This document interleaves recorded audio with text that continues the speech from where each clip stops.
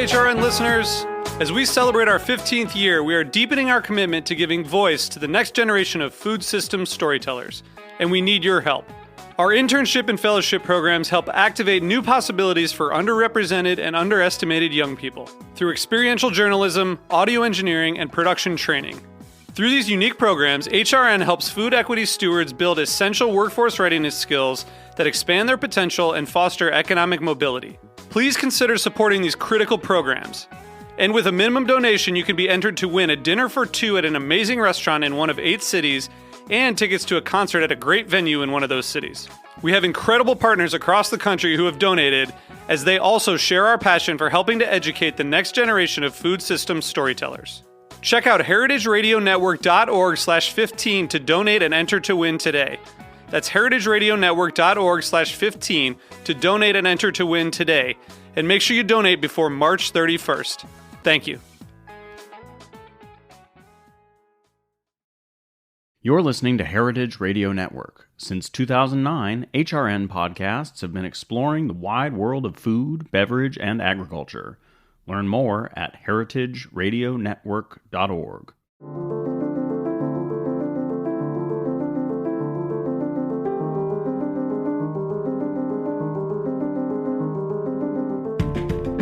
I'll tell you this, our model will always be inclusive. Whatever model we decide that we want to create or build in our communities will include everyone. Folks will be allowed to walk into any of our stores and shop. Whether you are a member, whether you are visiting for the first time, there will be no restrictions to the folks that can participate in the access of food. So we want people to be included. We want them to come as they are and meet them in the areas in which they want to be involved. We are a nonprofit. We're going to operate our grocery stores first and foremost as a nonprofit because we want to make sure that we build and amplify everything that we're doing in our communities, and we support our communities. But the way that our community interacts with our store, we will build that together on the level that is needed for the people that will participate. You just heard Kelvin Tate talking about the ethos of East Brooklyn Mutual Aid, an organization that has distributed food to over 100,000 Brooklyn residents since the start of the pandemic. We'll hear more from Kelvin later in the episode. Today, we're leaving the supermarket behind and unpacking the possibilities of alternative foodways, including cooperatives, mutual aid, CSAs, and the Black Panther Free Breakfast Program. For this episode, I'm thrilled to welcome HRN intern Liv Kunins-Berkowitz as my co-host. Their research focuses on alternative and community-constructed foodways. Hey, Liv, welcome. Hey, Matt. Thanks for having me. I'm excited to dive into this together. So, without further ado, I'm Matt Patterson. And I'm Liv Kunins-Berkowitz. And this is Meat and 3 on HRN. Meat and 3. Meat and 3. Meat and 3. One meat, 3 sides. Food, news, and storytelling. A square meal. For your ears. Meat and 3.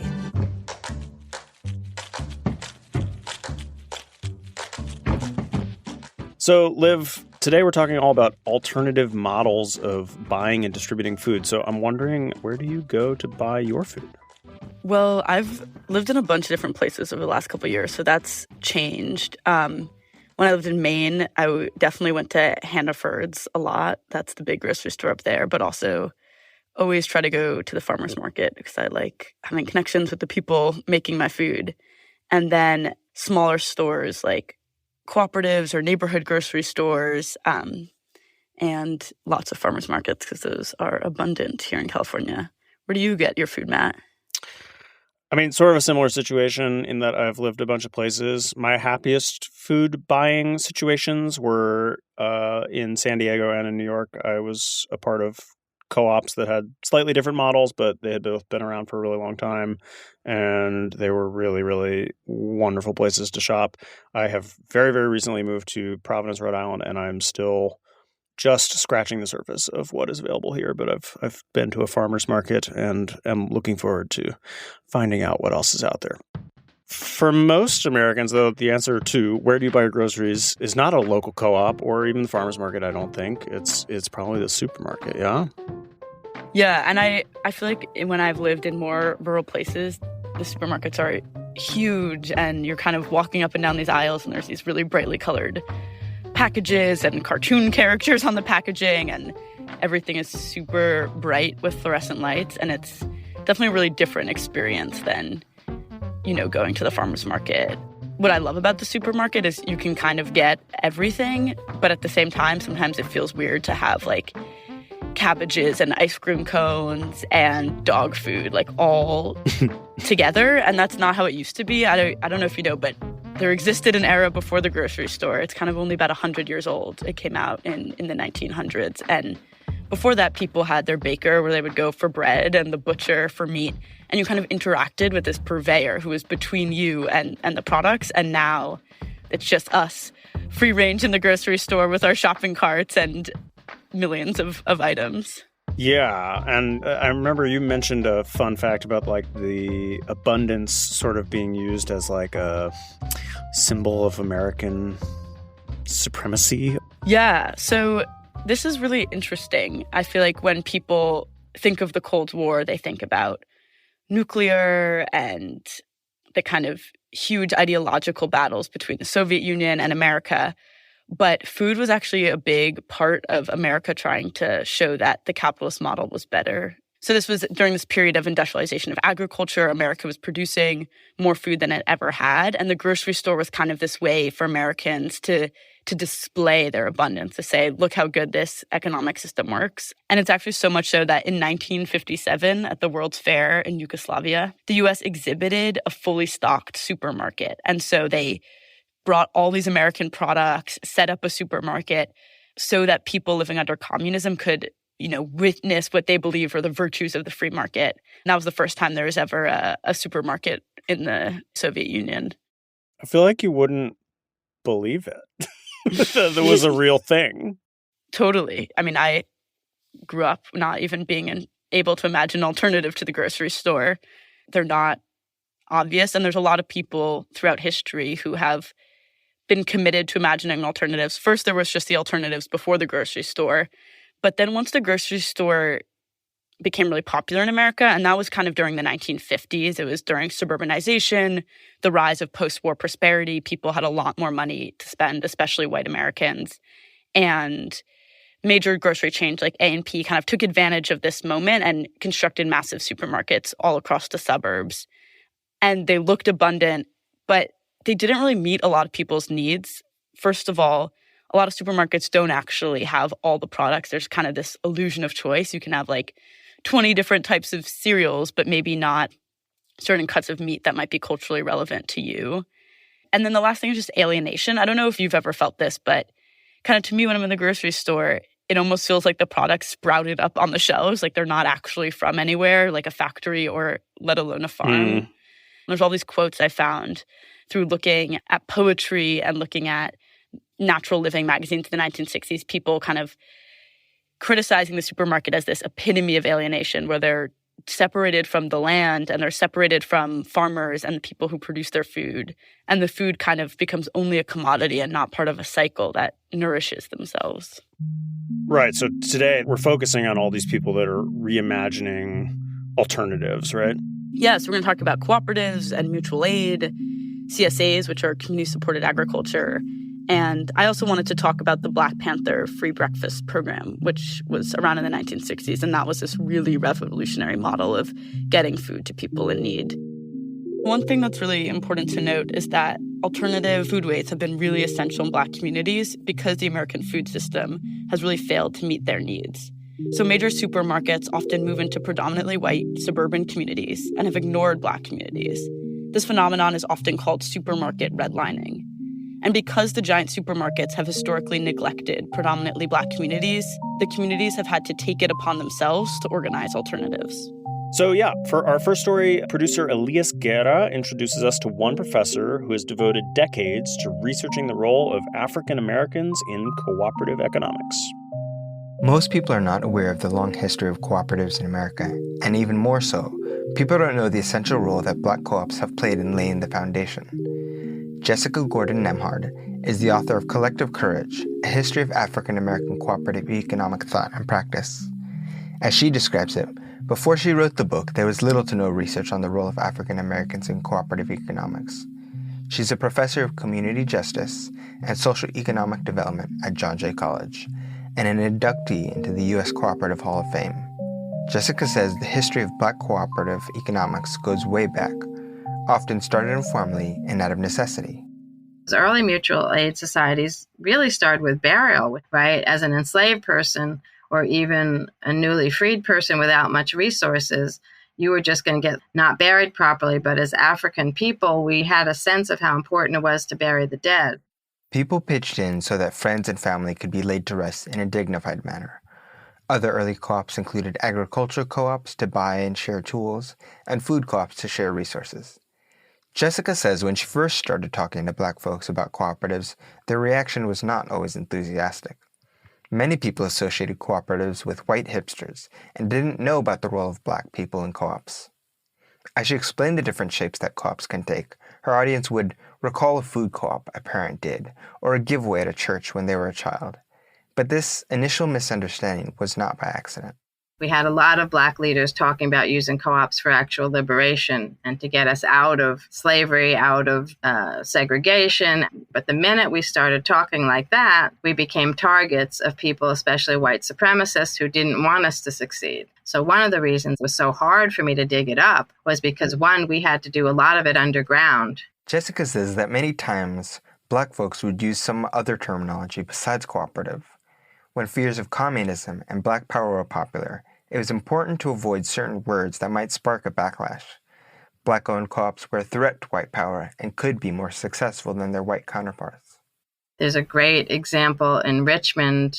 They actually started a food co-op across the street from an A&P because the A&P refused to hire a Black person and wasn't friendly to them. And they were like, okay, in your face, we're going to start our own grocery store. It's going to be a co-op, and we're going to be right across the street from you. Soon the Richmond Co-op had more employees, more volume, and more business. And within 2 years, the A&P almost went out of business. This was not always the case, but as Jessica puts it was a matter of access and self-determination. One, we need the food and the access, but also there was that political, social aspect. We're not going to let people disrespect us. Cooperatives surged during periods of Black power movements and labor movements. So the 1880s, the U.S. was abandoning Reconstruction and starting Jim Crow. The KKK was starting, but there was a strong Black movement to resist the backlash. Cooperatives gave people the power to pool their resources and fight back by taking care of one another.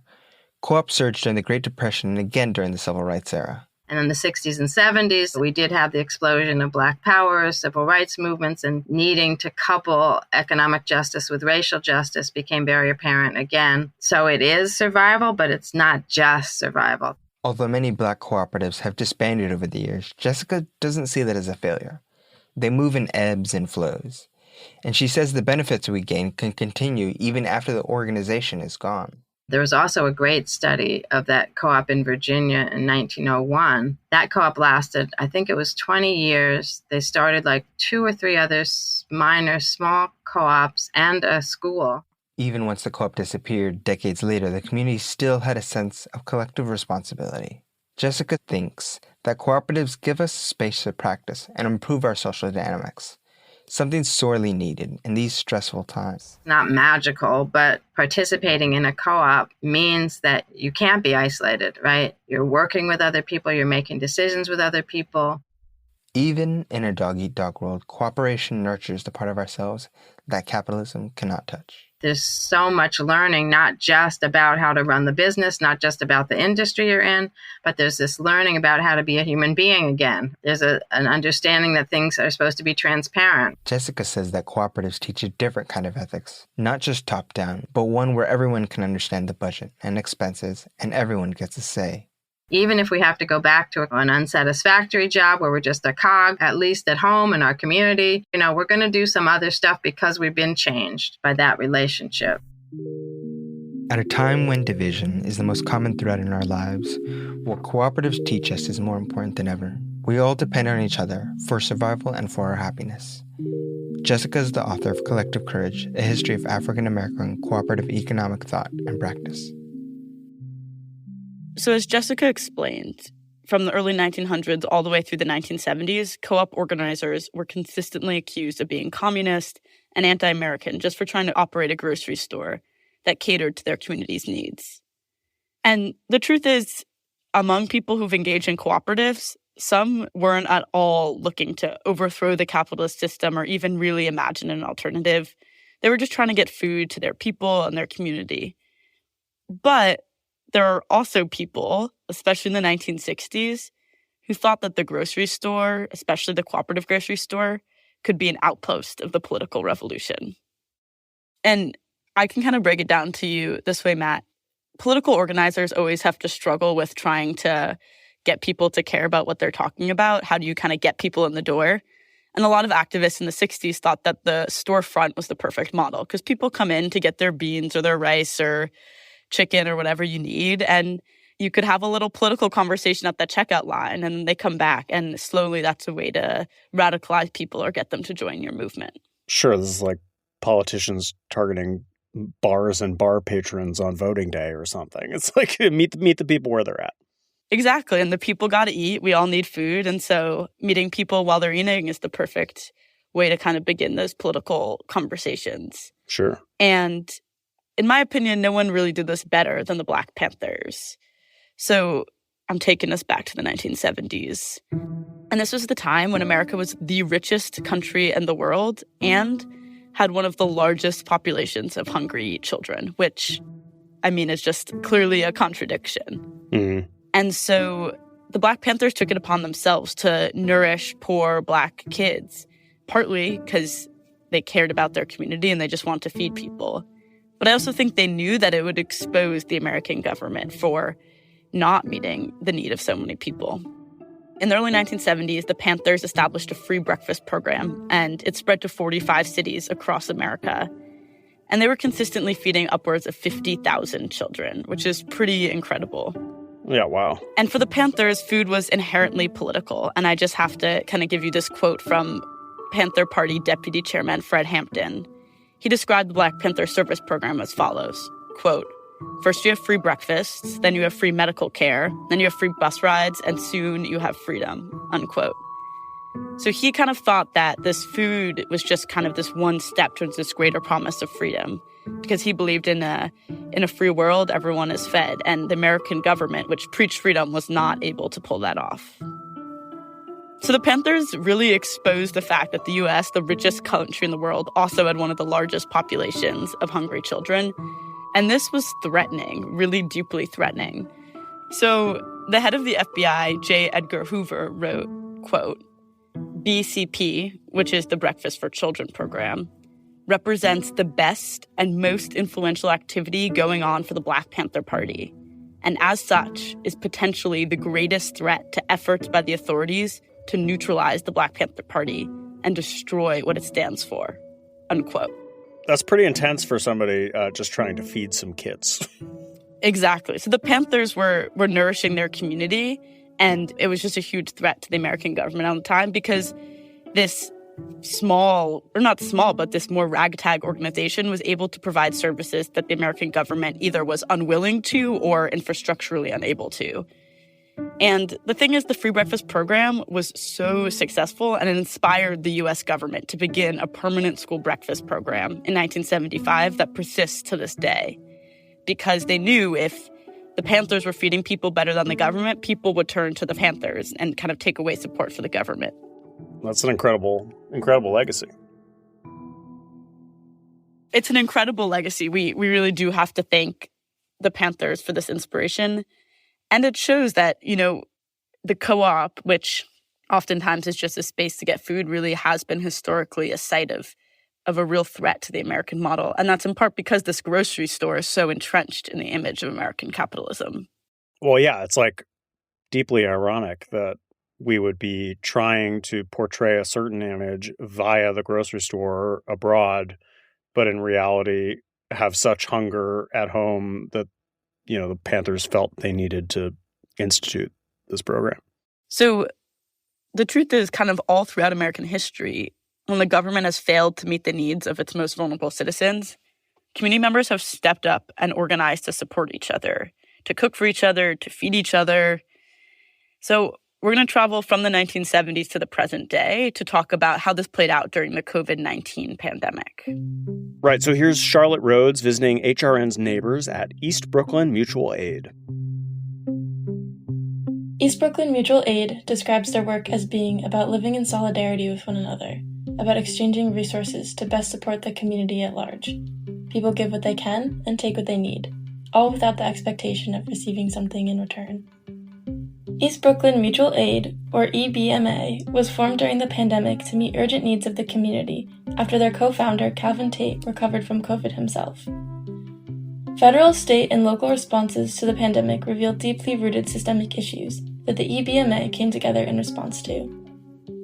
Calvin describes how East Brooklyn was situated in such a way that the dangers of the pandemic fell unevenly onto the neighborhood. Discrimination, redlining, racism. I mean, we are put in certain areas of our communities with the least amount of resources where other communities have everything that they need at prices that they can afford, and we have things that we can't afford. You know, we don't have enough hospitals for the folks that live here. We don't have enough transportation for the folks that live here. We don't have enough grocery stores for the folks that live here. So, of course, we were going to get the short end of the stick when everything fell apart and the city didn't have a plan. We had to fend for ourselves. And how much of that can we do when we physically don't have the resources?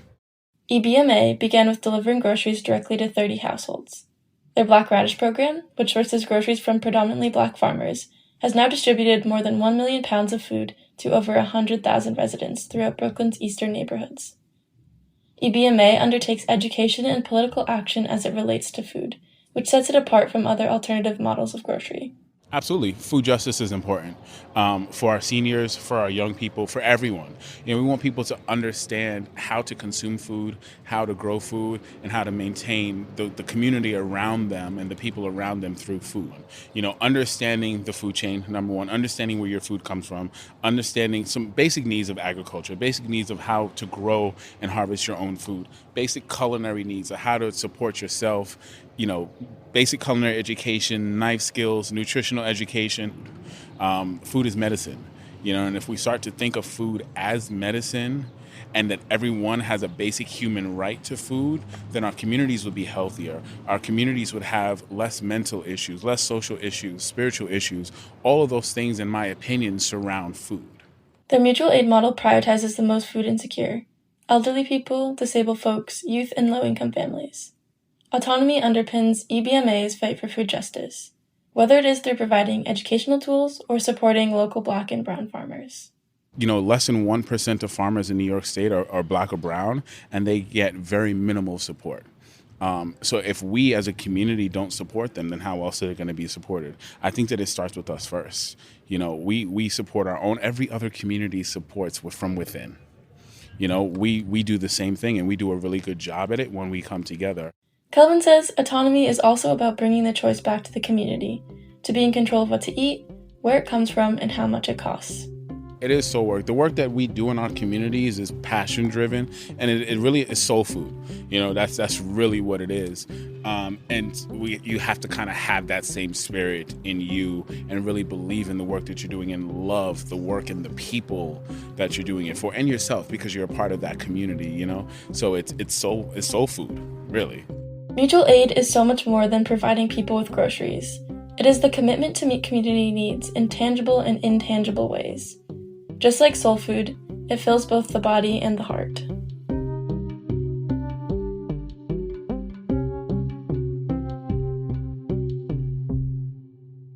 EMBA is bringing products straight from farmers to consumers. And it's a big deal because at the supermarket, only 15 cents of every dollar you spend on an item is actually going to the farmer.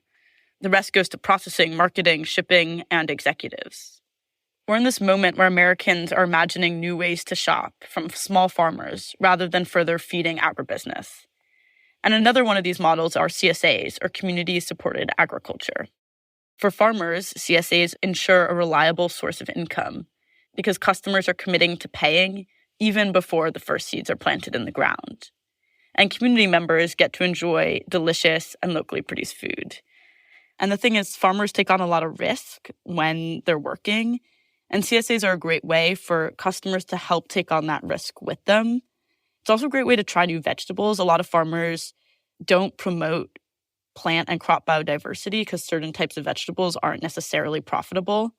But if you sign up for a CSA, farmers might slip in new crops. And it's been a way for me that I've learned to cook all types of vegetables that I wasn't previously familiar with. Yeah, I think anybody who's like done a CSA has had that experience of receiving a thing and then being like, what do I do with this? But that's great because it broadens your horizons. Yeah, so CSAs, their history is actually slightly ambiguous, but they seem to really emerge in the U.S. in their current form during the mid-1980s. And today, more than 1,700 farms across the country run CSA programs. So for our last story, Sasha DuBose explores how one CSA is working to make farm fresh produce accessible for everybody, at least everybody in their community. This summer, I'm thinking about the best ways to get my favorite produce. Big grocery stores don't cut it for me all the time. I'll sift through the produce to find something fresh, but even my best selection leaves something to be desired. But farmers markets and CSAs can be inaccessible for a variety of reasons. From only being open when most folks are at work, to out-of-the-way pickup locations, what's a tomato lover supposed to do? Francis Yu is working to address that lack of accessibility. They are the deputy director of the Catskills Agrarian Alliance, which houses the 607 CSA, a multi-farm CSA based in the northern Catskills of New York. And so our members have access to over 40 regional, small to mid-scale family farms up here who are doing such beautiful work. I think that was sort of like the original premise of why bring together all of these different farms is just to like kind of like streamline some of that work and make sort of the handling the logistics and the transportation of that much more easier. Again, for producers, and then expanding the offerings that we can provide to consumers. The 607 CSA has about 350 members spread out between New York City and the Catskills.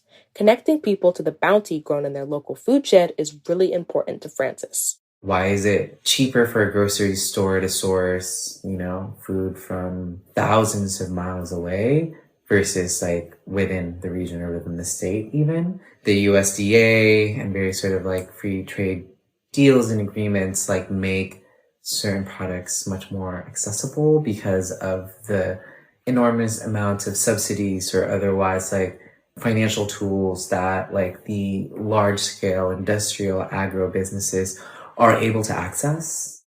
These subsidies not only impact small farmers, but they dictate the produce we have access to in supermarkets. Finding solutions to current barriers is key to keeping people fed. 607 offers a tiered pricing system that provides discounts to those who can't afford a full share. Solidarity shares, which are offered at no cost to low-income families, encourage collaboration between members and farmers. It's opened up different sort of like collaborations and partnerships for folks who like would love access to CSA but like don't have like the financial means. CSAs are more than monthly veggie baskets. 607's programs, like their door-to-door delivery service for lower-income communities in the Catskills, center marginalized folks who do not have access to fresh produce. To me, I really love the way that food is like a medium to all of these other sort of political dimensions, right? I think one of the dream ways that I think of like a CSA is like, are there inroads for us to build like a network of people that we can essentially organize towards other political goals and actions and effects? CSAs and the food they provide can be sources of community power. Being in New York City can make me feel cut off from the producers who sustain us, but joining a CSA can help you reconnect with where your food comes from. You'll have access to the freshest produce and even more nourishing community. So Matt, my research is on the history of American foodways.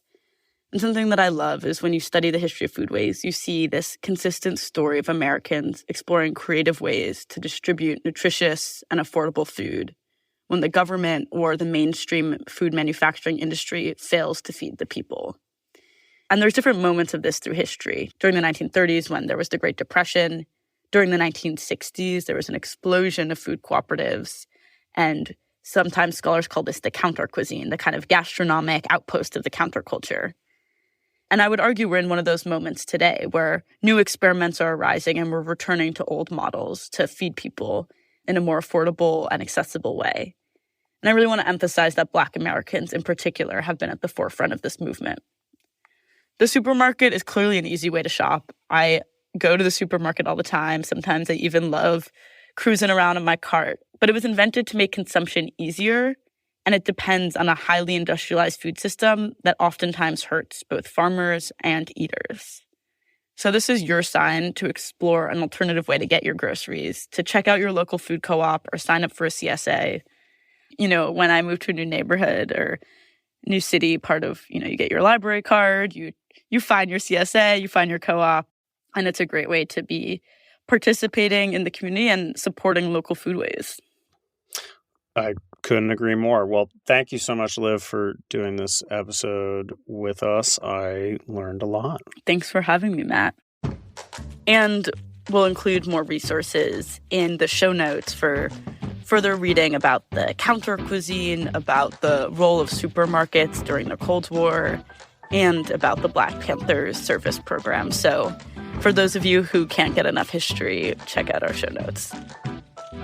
Extra special thanks this week to our guest co-host, Liv Kunins-Berkowitz. And thank you to our story producers, Sasha Dubose, Charlotte Rhodes, and Elias Guerra. Meat and 3 is produced by H. Connolly, Taylor Early, and me, Matt Patterson. Our theme song was composed by Breakmaster Cylinder. This program is supported in part by public funds from the New York City Department of Cultural Affairs in partnership with the City Council. Meat and 3 is powered by Simplecast. Meat and 3 is a production of Heritage Radio Network, the world's pioneer food radio station. Learn more at heritageradionetwork.org and follow us at heritage_radio. And please stay in touch. Whether you have a story idea or would just like to say hey, write us at ideas@meetand3.nyc. That's all spelled out.